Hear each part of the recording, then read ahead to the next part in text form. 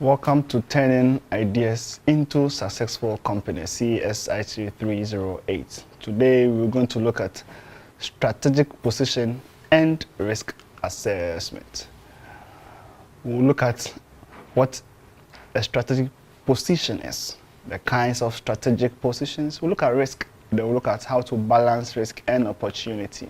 So, what is a strategic position? You can differentiate your company from its competitors in many ways. You have probably started a company with a sense of vision or purpose.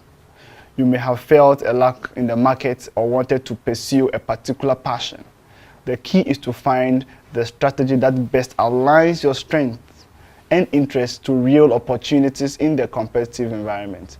Your strategic position should be where you find the following coming together: your strengths and interests, industry trends and developments, market changes and opportunities, competitive changes and opportunities, and lastly, changes and opportunities brought through new technologies. Defining a strategic position is particularly important for new companies that must quickly distinguish themselves from the competition. Since your resources are always limited, having a clear strategic position assists you in figuring out how to allocate these resources. As important as helping you determine what to do, a well-defined strategic position is a boon in helping you decide what not to do. This not only saves you a lot of time and money, but also makes you more confident of your business decisions, some of which may not be understood by others. Don't be confused. A true strategic position is not the same as an advertising campaign or slogan. Advertising and marketing are means of achieving your strategic position. They help you create the image consistent with your position and get your message to potential customers. Defining a strategic position is about creating a meaningful place for yourself, a position in the market.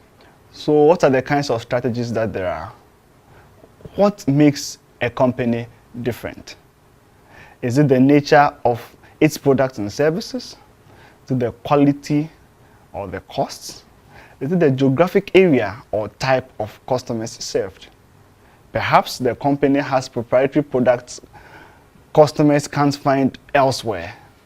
There are many ways to distinguish yourself from your competitors, including customer perception factors, market segment, market share, operational and/or technological advantages, proprietary products, technology, abilities or relationships, and sales channels. Each of these strategic approaches offers opportunities but also poses pitfalls, and they may be related if you are positioning your company on the basis of low price.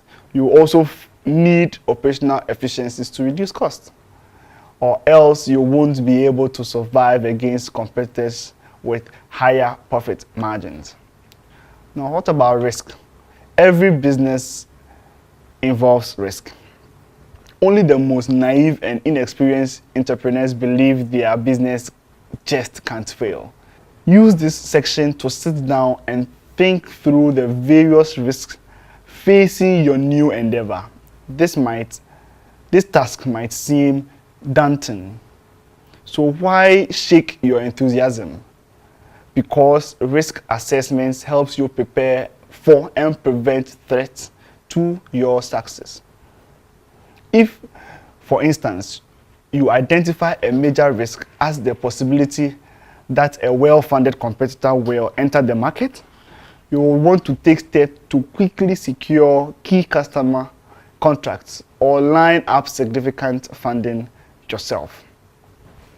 Evaluating your risks isn't meant to be an exercise in fear. Although if you are intimidated by the risk involved, then perhaps you are not ready to start your business. Many entrepreneurs think that if they describe the risks they are likely to encounter, they will scare off potential investors. Quite the contrary is true.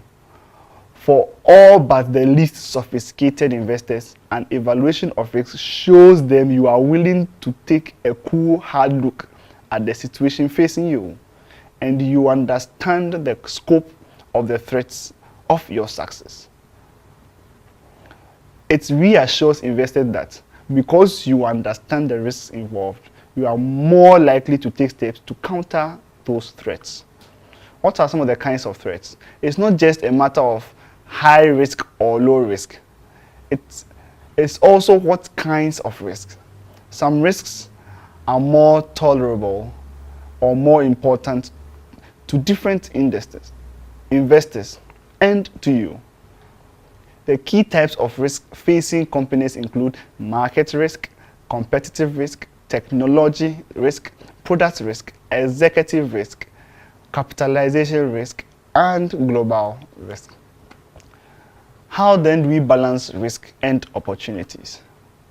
Once you've outlined your risks, you may feel overwhelmed, but while there are many risks, there are also many substantial rewards. Otherwise, why are you bothering to start this endeavor?